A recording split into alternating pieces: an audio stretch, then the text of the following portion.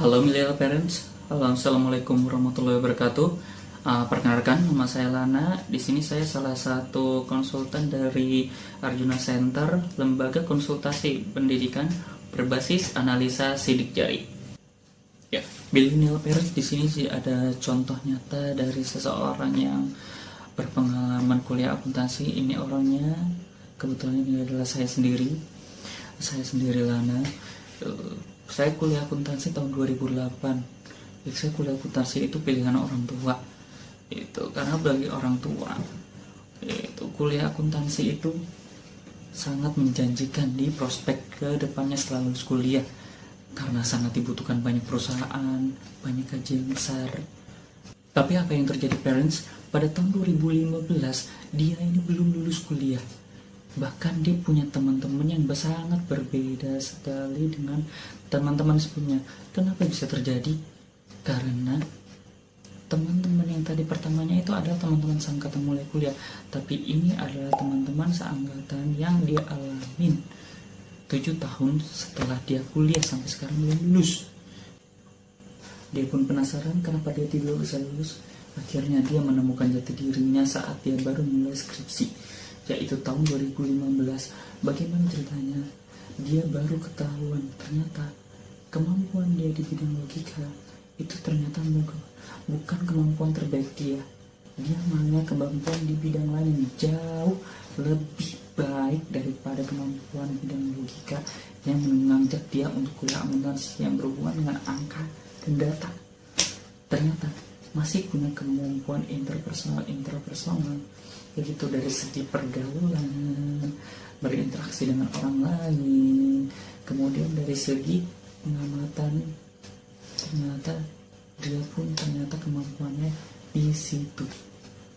Dan ternyata terungkap parents, ternyata si anak tadi itu ternyata nggak rekomen banget untuk pekerjaan yang di bidang angka dan data seperti programmer. Seperti yang ini, ternyata ini sangat tidak rekomendasikan, kemampuan dia paling rendah. Ternyata direkomendasikannya justru bidang-bidang lain, seperti contoh dia direkomendasikan sebagai seorang pengajar, sebagai seorang artis, desainer, konsultan juga masih lebih rekomendasi daripada pekerjaan dia yang dipilih, yaitu akuntan.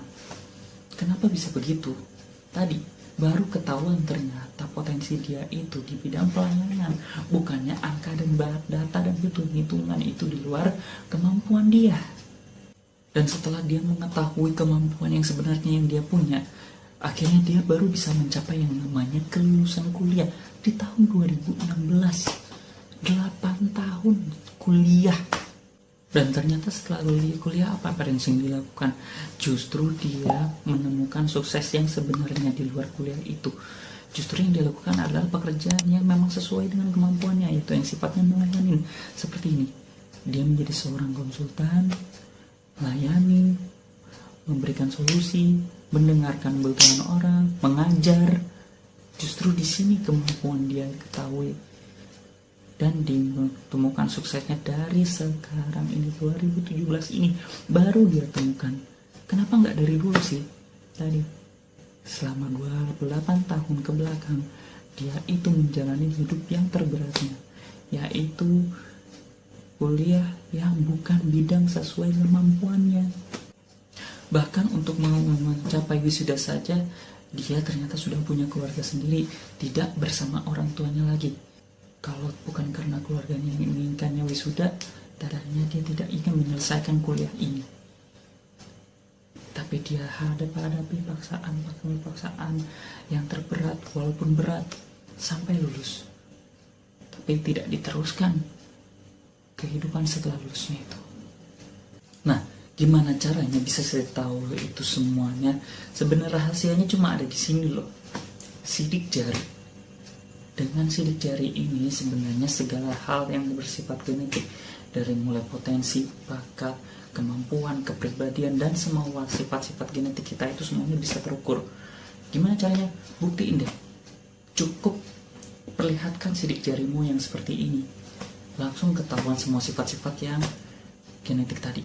Ya, untunglah untuk perkembangan teknologi sendiri, analisa sidik jari sudah bisa dilakukan dengan secara modern, cukup dengan menggunakan scanner, kemudian dianalisa dengan menggunakan software. Semua sifat genetik Anda bisa terlihat. Semoga bermanfaat. Terima kasih. Assalamualaikum warahmatullahi wabarakatuh.